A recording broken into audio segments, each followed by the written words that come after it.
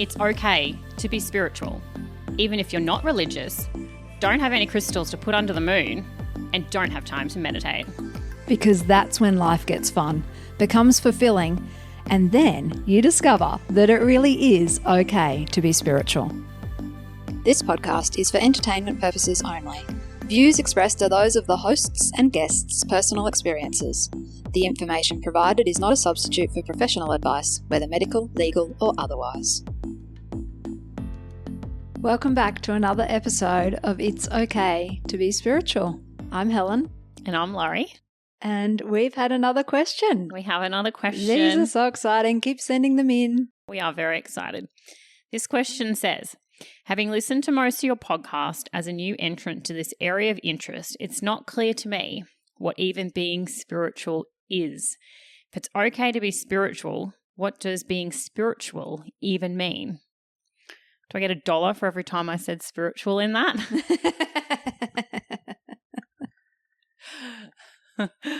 You just set my train of thought off on that dollar song. The laundry dollar song. No, got nothing. Oh, never mind. Anyway, she would sing this song on stage and everyone would throw dollars up, and she said it actually started to hurt. Oh, yeah, no. Well, no one's throwing dollars at us, but they are throwing questions. So the question is about being spiritual. Helen, what does being spiritual mean? Can you describe it? Is it easy to describe? Oh, I'm so glad you chucked the word easy in that question. It's not easy to describe. And because it's about, to me, there's so many ways you could say it. Trying to keep it simple and saying that it's being your true self. So what's your true self? That's equally as hard to explain. So it's easy to explain what it's not. Mm-hmm. So what it's not is your ego. Everything about the ego is pretty much the polar opposite to your true self. And how would you explain the ego for someone who maybe hasn't heard that term? I mean, you do hear, oh, you're on an ego trip. That's probably something people have heard. So the ego is when we're separated from source energy. So we think it's like when we're in a fight for survival against life. And depending on how difficult that fight is for each of us, guides the egoic experience. But the ego is created when we forget who we are, who we truly are, and we forget our connection to source. And let's face it, we're raised in a world that says, you're you, I'm me, and there is no connection between us, except maybe for the fact we're sitting on the same couch. And we live in a world that raises us to think that there's no connection between you and that plant, or me and that plant, or us in this building. There's just no connection. We're just all individuals, single units, fighting for survival. And if you don't water that plant, its fight for survival will be over. And if we don't eat and we don't have shelter, our fight for survival will be over. And the other thing the ego does is it fears death. Everything about the ego is about fear. And ultimately, the ultimate fear is dying. It's really interesting you mentioned that, because since I've been on the spiritual journey, my acceptance and awareness of death is becoming a lot more, not fully comfortable, but I absolutely fear death. And that was one of my things that I really had to, when I had my dark night of the soul and absolute surrender, it was the whole, if this is it for me, then just take me, and I got to that point. Which I think is one of the first, my ego breaking down, and that's the death. I love that you just mentioned that, because that resonates. Yeah, and it is an aspect of the dark night of the soul, isn't it? Whether you get a dark night or a big event, or whether it kind of drags out over years like mine did, you still come to that point. You know what? Yeah. I'm done. But if you're not there yet, yeah, and I'm sure lots of people who listen to us aren't there yet. No. Then, the ego is where you're caught in judgments. I can remember saying to one of my spiritual mentors, I just hate that I walk around all day, every day, judging everything and everyone and every aspect of everything, and I can't seem to stop it. And he just looked at me and smiled and said, it's really good that you're observing that. Yes. So becoming spiritual is broadening your observation, being more mindful of yourself, being more mindful of your consciousness and your thoughts and what you're creating with those thoughts. And remember, in a previous episode, we talked about it was the episode about the pitfalls in the spiritual journey. And I said one of the pitfalls is stopping at mindset. Mm-hmm. Because to me, the mindfulness aspect and the mindset are all a path to a deeper spiritual relationship with source energy, directly with source energy. Oh, that's another point. We say in our intro, you don't have to be religious, you don't have to have crystals, because this is all about a direct relationship between each of us and source. No intermediaries, no, archbishop, whatever, that can speak to God and you can't. Like, none of that crap. Yeah, so to be spiritual, you don't need to be religious and you don't have to be either, You can be if you want, or you can believe in nothing, you can believe in the universe, you can believe in the Big Bang, Names whatever. don't matter. But you don't even have to believe in that. You just have to believe in something bigger than you. And you don't even have to believe. You just feel it. Actually, yeah.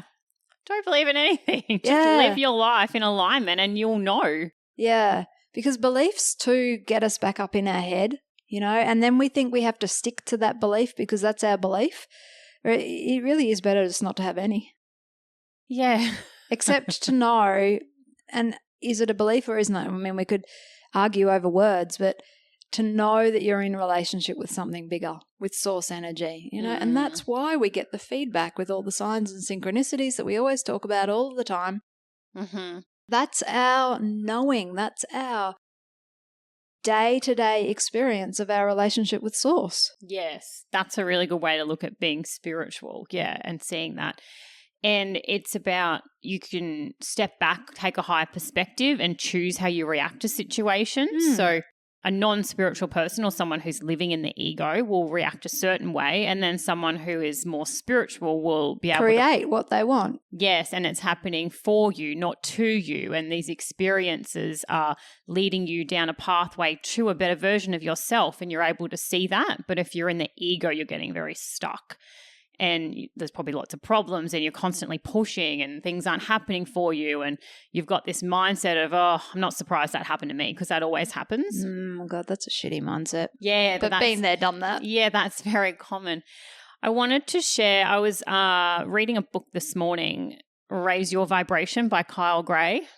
We're back to talking about. I know, we don't talk about Kyle Gray enough on this podcast for my dreams. Here comes a siren. I mean, look, that's a sign of anything that Kyle Gray will be on this podcast one day.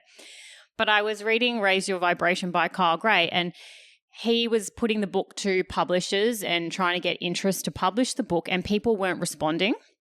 And he was a spiritual person, obviously, at this point, and he just thought, so an ego person would keep pushing, and they wanted him to change titles and the general gist of the book, but he, being a spiritual person, just handed it over to the universe and said, if this book is meant to be published and the people that it's meant for are meant to read it, it will happen, and it will happen as the way it's meant to happen. And he handed it over to the universe, and it got published in the context that he wanted it published. And he tells the story of going shopping on a book tour, part of the publicity tour he did for the book, and he walked into a shop to buy something, and he mentioned he was there on publicity for his book, and someone behind the counter comes out and says, your book changed my life. That book took me out of a very dark place. I didn't want to be here anymore, and the messages in the book, the tools that you give, the insight that you give, and I get goosebumps even, like you're getting it too. I can see it on you, like high vibrational people, like when that happens to you. And he even says he walked out of that shop and just tears poured out of his eyes, because it was always, it was going to happen. The universe had me. The people that needed to read the book read the book. But also he relinquished control. Mm-hmm. Control is an aspect of the ego. If he'd never surrendered it. Yeah. If he'd never let go of he probably wasn't, in the egoic state when he surrendered it. But, for people who are earlier in their journey than he was at the point of that book, then it's like it reminds me of how I used to try and control who I spent time with so that I had control of my own vibration. Yeah, interesting. You know, and to a degree we can still do that, but it happens more naturally. And, you know, recently I've been put in many situations that I would never have put myself in, like in a vibrational environment I would never have gone to. And I have been able to hold my vibration in that environment. Yes. Whereas that's coming from a completely different perspective to when I used to try and control my environment to hold my vibration. And I had a little bit of a moment this week. Mercury retrograde, Saturn retrograde, Mars, God knows whoever else is in this crazy mix, astrology mix that's going on. Had a little bit of a moment. Helen was on the receiving end of this moment. But I was very ego-y, and it was about podcast and what I wanted it to do and how fast I wanted it to move, and I wanted it to be seen, and I wanted us to be seen, and I wanted people who needed to hear our message hear it. And I was really bent on courses or things we could do or processes that I was really pushing, and it was very, very intense. And I was like, do this, we need to do this, do this. And then I just went, what am I doing? Like, why do I need to be seen? Why am I so desperate for people to get this message? And I just went, I work through it because I'm very self-aware, which is another thing that comes with being spiritual. You catch yourself quickly when you're in these moments. It probably would have gone on for days or weeks when I wasn't as aware, but you have this awareness and you suddenly pull up and go, what is going on here? And I worked through it, and then I came to the whole, whatever is meant to be is meant to be. If one person now looks at an angel number, then it's done its job, and that's all, that's all I could possibly hope for. And that person tells someone and someone else tells someone. And if that's the purpose of the universal flow of this podcast, then that's what it's meant to be. If it goes bigger, great. But if not, then I'm actually I feel really good about that too. And I had to get to that point now.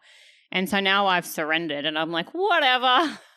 We're having fun though, right? And that was the point. When you're in your ego, you're not having fun. I was not having a fun time needing and wanting and desperately seeking. Or when you're in your ego, you think, I won't have fun with this until XYZ happens. Yeah. I'll love the podcast when we have 1,000 listeners. Yeah. We do not have 1,000 listeners yet, but, tell some friends, maybe we will. But yeah. The ego always says, I'll be happy if. Or I'll be happy when. Mm-hmm. Yes, stop waiting. Don't wait for the thing to happen. Like, it's here, it's now. Like, this is the thing. Nothing more needs to happen. You're creating your life. This is it. You're perfect just the way you are. Yeah. And so spiritual people can accept that and see it and just have a different perspective on life. And there's ups and downs. Oh, of course. It's not all rainbows. There's so much unlearning. Yeah. Actually, I think I put that in a text to you, didn't I, this week? Yes, you did, actually. I can't remember the context, but I do remember it saying, if we can be fast learners, we can be extra fast unlearners. Because I can't remember if it's this episode or another, to be honest, but our core self is us. We don't have to learn us. All we have to do is unlearn the ego. Because like I just said, we're raised in an egoic world that teaches us we're all separate. We just have to unlearn all that. Learning. I'm not swearing on this podcast. And then we remember, then our true self is just revealed, and then we just be. That's why it's such a hard question to answer, because when you just be, yeah, you're just being. How do you describe that? I don't know. It's really difficult. But it's a journey, and if you're not on it, that's okay too. If you're at the start of it, if this is the first time you're hearing these things, if you continue to watch us and listen to what we're talking about and how we talk about it, you'll start to see what spiritual is, because you can compare it to another aspect. And the contrast of light and dark is really important in this. So you can see the things that light you up, what makes you happy, spiritually, like you're feeling into that. There's a lot of feels, I think, when you're spiritual. You don't block off the heart. You almost make a commitment to open your heart up to whatever is there for you, even when you don't know what it is. And that's what I spend so much time with when I'm mentoring people, Because we're also, in the egoic world, we won't open our heart unless we think we can trust the person. Mm-hmm. And then we won't trust them until they've proven their trust, that they've earned their trust by doing this and this and this and this and this, and then we'll trust them. Yeah. There's so many barriers to opening our heart, but we don't have to have those barriers. So that's what I help people fast track and get comfortable with. Mm. So being spiritual, not easy to answer. No. Raising your vibration is part of being becoming spiritual. And on that journey, you need to let go of denser vibrations. And so you might step into more self-help or books and guidance and mentoring and aiming high and reaching a potential that you didn't know you could reach as well. When you become spiritual, you don't have these beliefs in your system that you can't do things. Anything is possible. You feel like it's the process of freeing yourself from judgment and control and attachment and comparison and all the things that drive us crazy. Did we answer the question?